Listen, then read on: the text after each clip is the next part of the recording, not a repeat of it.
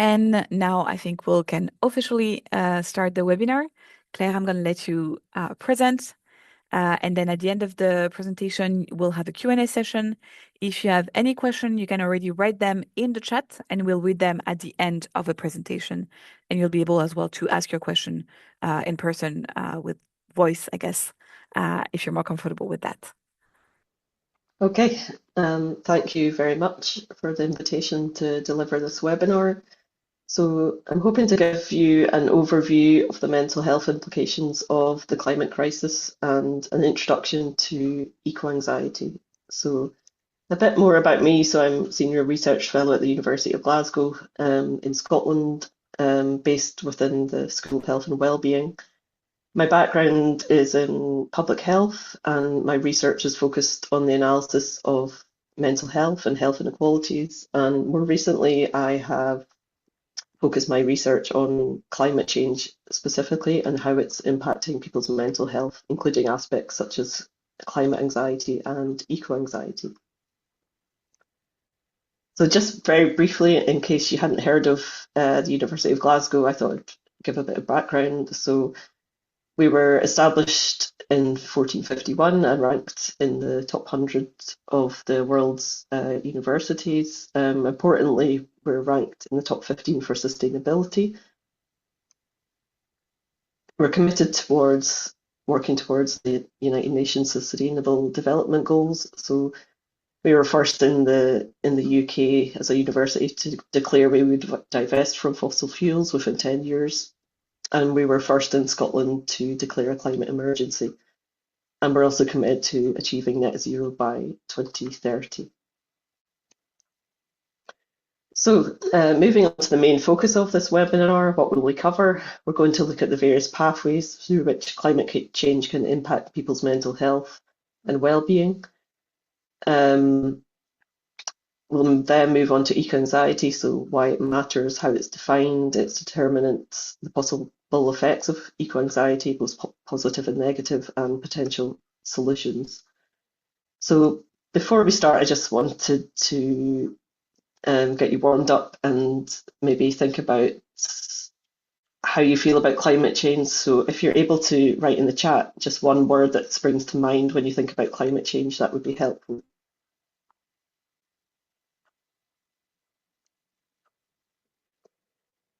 So how is climate change affecting people's mental health now, or how might it in the future?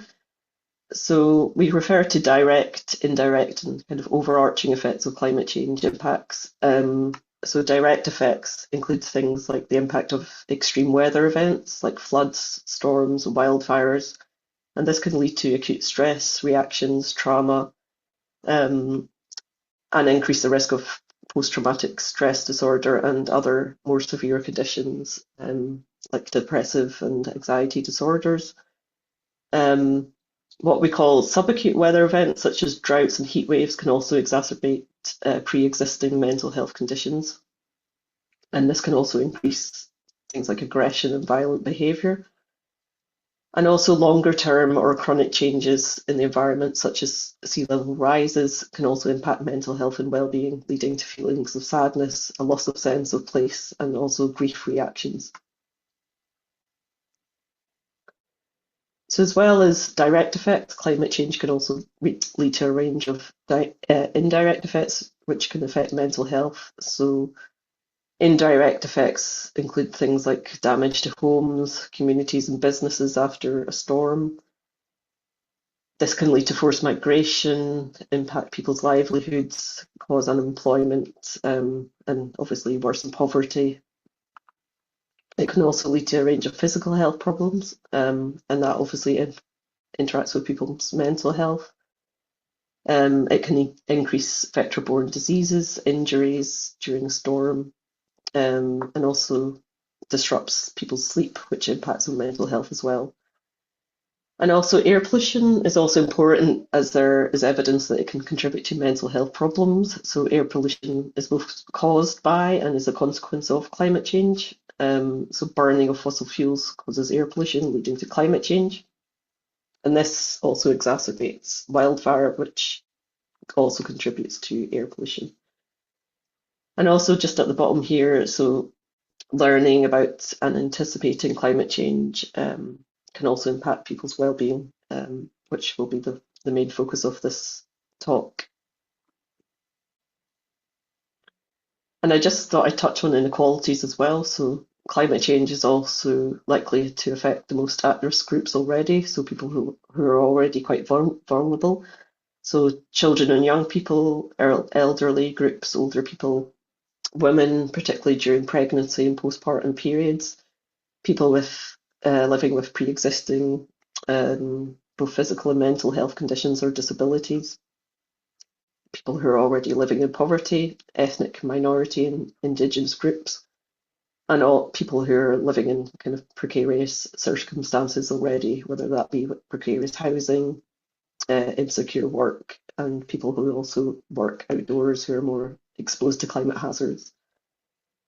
Unfortunately, also people from the global south, so living in low and middle income countries, are more at risk as well, and living in conflict zones. So climate change is going to, widen already quite wide health inequalities as well. So if you're interested in reading more about the different pathways through which climate change can impact mental health, so we recently published a glossary article, and that's can be found in the Journal of Epidemiology and Community Health, and it summarises the different direct impacts, indirect impacts, and overarching impacts of climate change on mental health. And you can scan the QR code here to access the open access article if you're interested.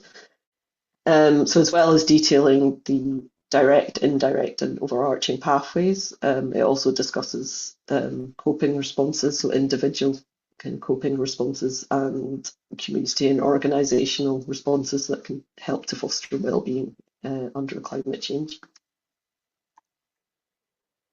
So we're now going to move on to the more overarching impacts of climate change, and this can also be termed vicarious pathways. So it's called overarching because it can affect anyone, whether directly affected by climate change or not.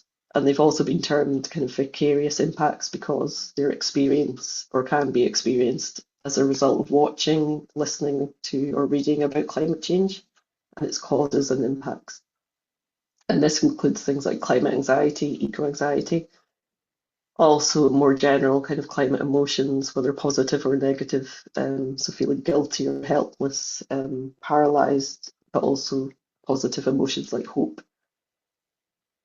There are also a range of different other terms that might be found within the literature, so things like solastalgia, which I'll go into in a moment, ecological grief, pre-traumatic stress disorder, so this is anxiety about an anticipated event rather than post-event, such as when experienced with post-traumatic stress disorder. And it should be noted that like all of these are kind of overlap, and there are a range of different terms which can get quite confusing, unfortunately. So ecological grief has been defined as the mourning or emotional response to experienced or anticipated loss of ecosystems, landscapes, species, and culture due to acute or chronic environmental change. And a similar term you may have heard of is solastalgia, so the feeling of homesickness or kind of detachment from place or land whilst you're still living at home. So it's also been defined as a loss of solace from the landscape. And this term was developed by the philosopher Glenn Albrecht in Australia, where he detailed kind of feelings of shock in Australia after coal mining had kind of altered the landscape. And it's thought that Indigenous people are particularly affected because of their close connection with the land and knowledge of areas. And moving on to eco-anxiety, So eco-anxiety and climate anxiety are similar concepts, but eco-anxiety can be considered broader. So eco-anxiety can be defined as distress resulting from negative changes in the environment related to environmental changes, and that includes climate change. But when referring to anxiety related to climate change specifically, this is usually termed climate anxiety.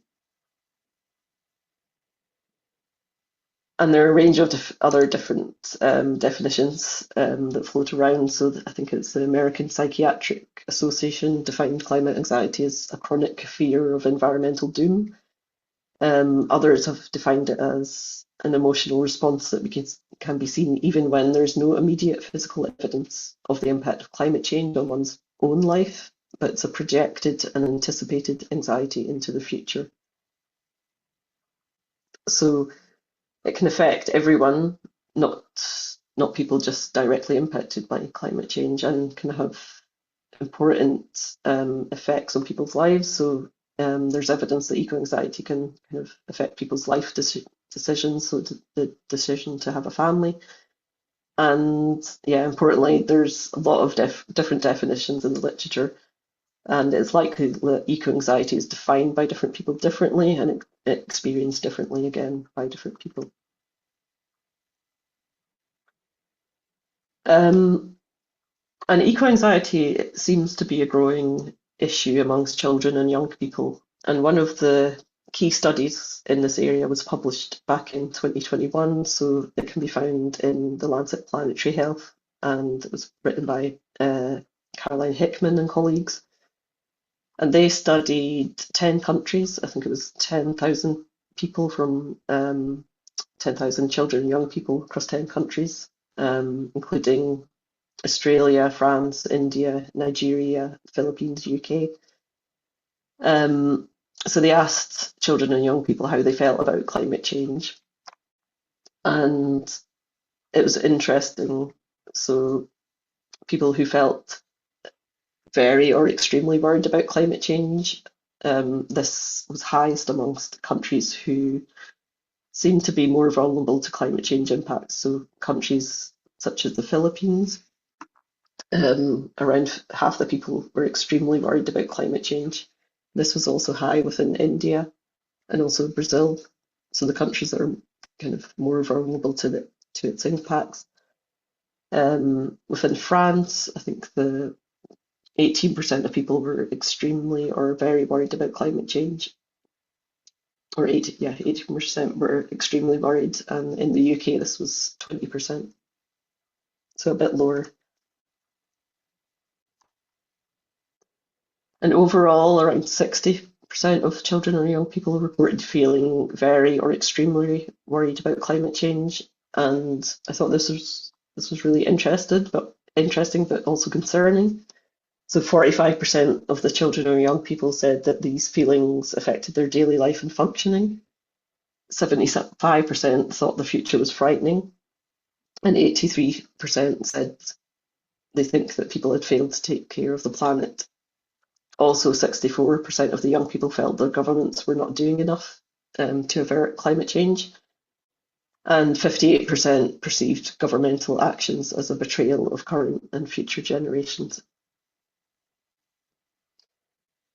And again, what was interesting about this paper was the kind of feeling amongst young people that feeling betrayed by governments and institutions. And this feeling of betrayal seemed to be highest amongst the countries that are more directly impacted by climate change. So again, countries like Brazil, India, and the Philippines had higher levels of feelings of betrayal compared to countries, say, such as the UK and France.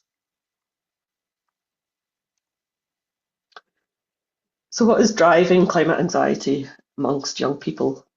So what factors influence it?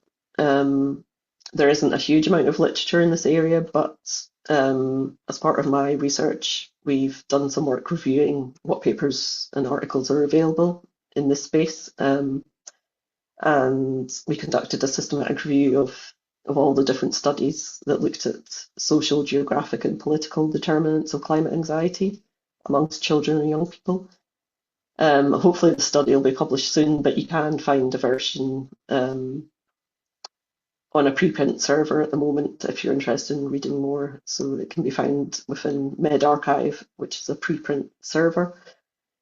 So the social factors that we found seem to come up in the literature included age and developmental stage. So it seemed like younger children had lower levels of climate anxiety compared to kind of as more older adolescents and young people. Gender seemed to be an important issue, so girls and young women seem to report higher climate anxiety compared to other genders. And that's kind of consistent with the general mental health literature, so anxiety tends to be higher amongst girls as well. In terms of ethnicity, there weren't a large number of studies, so not a huge amount we can say on that, unfortunately. We did find the socioeconomic context seems to make a difference, but there are differences depending on different measures that people use. So when looking at education, people with higher education seem to report more anxiety, but sometimes people with lower income seem to report higher anxiety as well. Interestingly, media exposure seemed to come up quite often. So exposure to kind of doom and gloom media seems to have a negative impact on people's anxiety.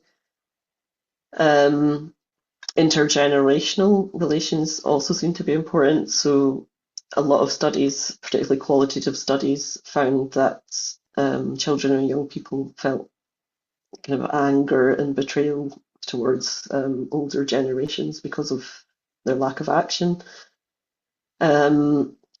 Also, peer and cultural norms seem to be important. So there was some evidence, say if a young person was particularly concerned about the environment, but their peer group or school wasn't concerned, then this seemed to be a source of anxiety for them and could lead to bullying as well. In terms of geographic factors, it seemed to be that those people who are more exposed to environmental hazards experience more eco-anxiety. There were some urban-rural differences, but this kind of depended on the context. So some studies found urban populations seem to be more at risk, whereas others found rural populations. So I think it depends on the kind of country context. And again, there were some country differences. So the third group of factors that we looked into were political factors. So we found kind of feelings of political distrust seems to make a difference and contribute to anxiety, and also perceiving that the government hasn't done enough to target climate change was a source of distress. And individual views and participation also seem to make a difference. So people who were more left wing on the political spectrum seem to experience more kind of anxiety as well. However, in general, the evidence was kind of limited by low quality studies. Often the samples were recruited online, which is not representative of the general population. There were a lot of cross-sectional studies, so we can't kind of infer causality about which factor is actually causing the anxiety. And again, there were a lot of studies from high-income countries, so European countries, the USA, Australia, and not a lot of studies from the global south. As well, so there's also a lack of research looking at the consequences of climate anxiety. So there's some evidence that it can lead to feelings of stress and general anxiety, and also worsen pre-existing mental health conditions. But at the same time, it can motivate pro-environmental behaviour. So it's considered both, it could be pathological, but also practical. If very high, it could be a source of impairment and kind of lead to a feeling of paralysis, and people might be less likely to take action. Um, but again, the research and data are quite limited in this area. I did come across a discussion paper recently, which I thought was interesting. So this was published by the European Agency for Safety and Health at Work, who have written a paper on eco-anxiety and its workplace implications. And they call for occupational health practitioners to be more aware of eco-anxiety.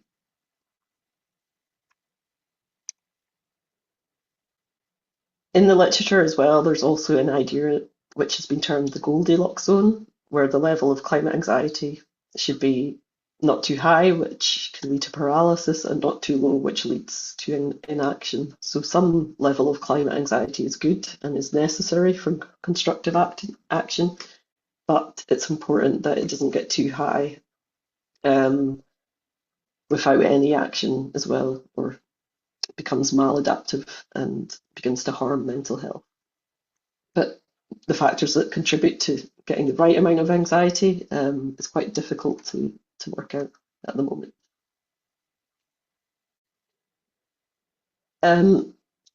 So we have done some research looking at the impact of climate worry and mental health, and this was across European countries to try and find out if climate worry was associated with more kind of clinical general anxiety and depression.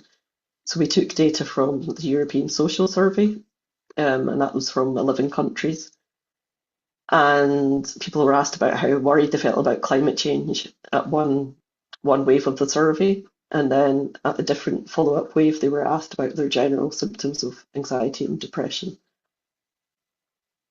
And this just shows the distribution of kind of climate worry by country. So on the whole, I think it was Portugal and Austria had the highest levels of worry about climate change. And Italy and Sweden had the lowest levels. So when we took into account a range of different factors, climate change worry was associated with future risk of kind of clinical levels of anxiety, but not depression. So in the middle here, you can see people who are worried about climate change had increased levels of clinical anxiety, but not depression. And we also looked at sleep disturbance, but there wasn't any association there either. So that's taken into account a range of different factors, including country, the age of respondent, the gender, education, and income and migration status. So we found as well that people with higher education were more likely to be worried about climate change, and also those who had higher income were also more worried. And again, you can scan the QR code here to find out more if you're interested in reading the paper.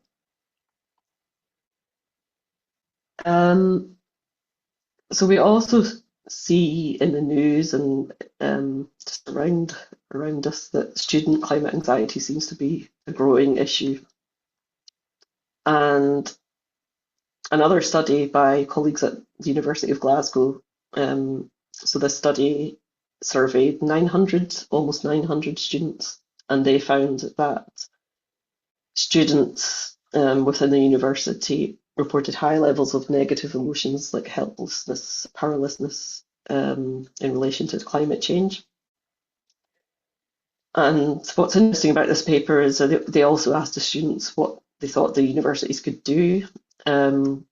So students reported that they wanted more climate change related teaching, especially course-specific content and teaching about mitigation efforts. And also they wanted more mental health support, and that could be in terms of counselling or peer support, and also just being requesting that the university is more transparent about its decisions around climate change issues.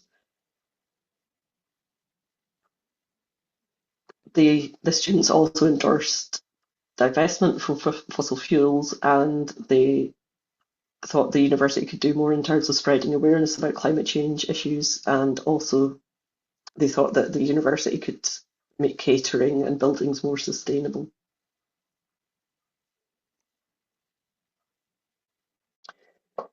So, what can we do about climate anxiety and help it become more adaptive rather than maladaptive? There's not a huge amount of research in this area, but there are some tips that I'd like to offer. So it's important to facilitate open discussions about climate concerns. So this webinar today is an important step. We can encourage environmental stewardship. So whether this be individually, as an organisation or a government, we can all adopt sustainable practices, and we can get involved in conservation efforts. We can connect students, peers and colleagues with solutions and nature-based activities. We can also integrate as an interdisciplinary learning, so bridging public health, psychology, environmental sciences, for example, social sciences, urban planning, AI, technology. So I think we all have a role to integrate sustainability into our learning. It's also important to provide reliable information and highlight solutions rather than doom and gloom with no prospect for hope. And for those who find anxiety unmanageable, when it becomes more overwhelming, it's important to support and signpost to mental health services and supports. And more broadly, what can we do to address climate and mental health issues? We can integrate climate considerations into policies and programs for mental health. We can also integrate mental health considerations into policies dealing with climate change, so into our climate adaptation plans. We can help ensure adequate mental health workforce, and to reduce the impact on inequalities, we can also address the social and commercial determinants of health, increase our climate action and mitigation efforts, and increase adaptation to climate change. So I think we're coming up to the end. I just wanted to summarise. So climate change can affect mental health via several different pathways, as we've heard, so indirectly and directly. It's likely to disproportionately affect the most vulnerable populations already. And worrying about climate change can also impact well-being. It can also motivate action. So we need to find the right balance of eco-anxiety, also known as the Goldilocks zone. Universities and other organisations have a duty of care that extends past symptomatic support, so there needs to be more teaching on climate change and climate change mitigation efforts and solutions. And there are a range of resources available on this topic. So the one useful website is the Climate Psychology Alliance. So they provide information on climate cafes and a range of different links. And if you're interested in teaching, how to inform your teaching, this book by Atkinson and Ray, so on how to teach in a burning world, is also a useful read as well.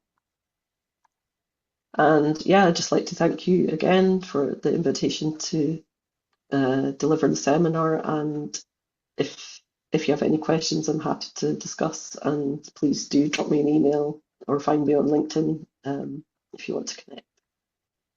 Thanks again. Thank you so much for this. That's never a really funny topic, but it's really good to be able to talk about it and have some actual numbers, country by country, at least in different countries, and get a sense of what's actually going on behind this very real problem. Is there any question in the chat? If you want to raise your hand or just write your question in the chat so we can answer it? Okay, and we have a question from Gael. Many thanks for this presentation. Can we receive the presentation? Yes, absolutely. I'll answer this for you. We'll send it to the green contact points of the national agencies.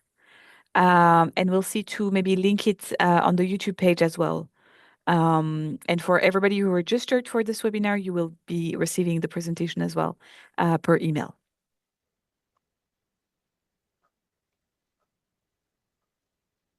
And we have some thank yous as well, which is really nice. I wondered if can I ask a question? Hmm. Um, so I wondered, yeah, are you seeing kind of eco-anxiety as an issue within your organizations? And do you have any resources that you can signpost people to already? Hmm. I think that's an interesting question to be answered in the chat. Do you have like your own experience of dealing with eco-anxiety, either in your NA or maybe like the beneficiaries that you work with? Have they brought this up? And in the meantime, while people can share their experience in the chat, we have a question from Kara, kind of a provoking question. Have you ever tried to offer such a webinar with the info and data to the key actors of the climate and ecological crisis, such as fossil fuel CEOs, big corporations, or sorry, have they been included in studies like students? Have they ever been included in studies like students and younger people, like the one shows in the results, involving the ones who continue with the business as usual life? So how do you handle this? It's a yeah, a good and interesting question. The answer is no. I haven't tried to involve them at the moment, but it's actually something I've been thinking about more recently. Is how do we engage with people who are continuing as usual and who actually aren't anxious? So it's almost like we need to engage the people who aren't anxious so that they do have some sort of anxiety that will actually motivate them to do something. Um, and it's like, yeah, I'd like to do more research on, yeah, how to best engage with people in different organizations like that. Um, I don't know of any studies at the moment that do that, but there might be. I'm not aware of them. Mhm. Yeah, But because we've I seen. sorry, I'd appreciate any any tips if anyone has any um, kind of strategies to go about that. Mhm. Yeah, because we've seen as bad as it is, eco-anxiety is also maybe fostering move and fostering change. So people who don't feel eco-anxiety at all might actually be an issue for them. Um, Lidvian is also asking, do you have links to relevant studies concerning adults? Because we talked a lot about the impact on children and young people. What's the impact on adults? Yeah. So the study I mentioned, so we did across Europe using the European Social Survey, looking at the relationship between climate worry and anxiety, depression. That was actually with adults, age 15 years, I think, and above. Um, so although, yeah, a lot of studies focus on children and young people, there are some studies that focus on adults as well, but it seems to be a case that um, like younger generations do feel more anxious as well. So that I guess that's why there's more studies in that age group specifically. Um, I'll try to find some other links that I could send um, on adults specifically if you're interested. Hmm. Because we do have an adult education sector that could be really interesting as well. And we have another question. What is a desk cafe and how does it help participants? Um, it's not something I don't have any experience doing research in that area, but I understand that a death cafe is like a place where you can go to discuss, like if you've experienced a loss recently or whenever.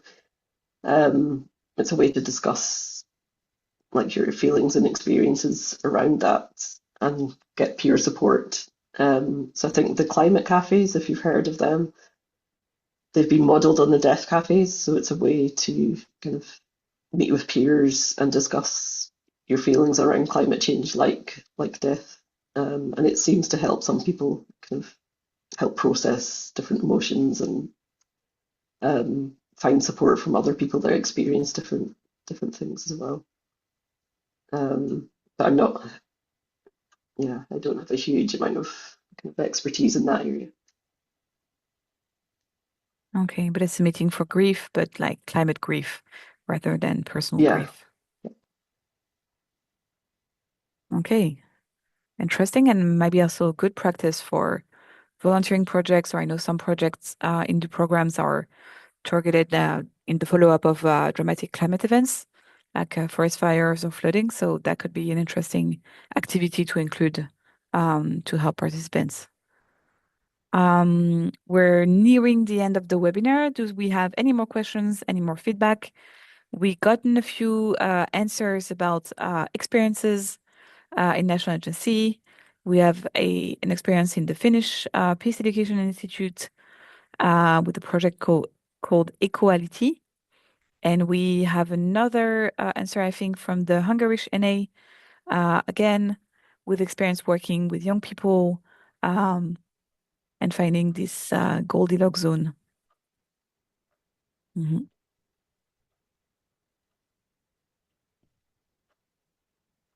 Okay, do we have any more questions or anybody wants to raise their hand, give some in-person feedback? Okay, thank you for the link, Mariana. Climate coaching. Okay, so that could be a good resource. I'll do a little bit of self promo as well and put back the link to it has Salto Green Resources. That's the website where we share resources like this, and we might include this book as well in the resource, maybe as something that can help. Or again, like thank you for sharing the link with all the resources, and then climate cafes can be a really good opportunity for participants or even beneficiaries themselves to share a bit about their mental health.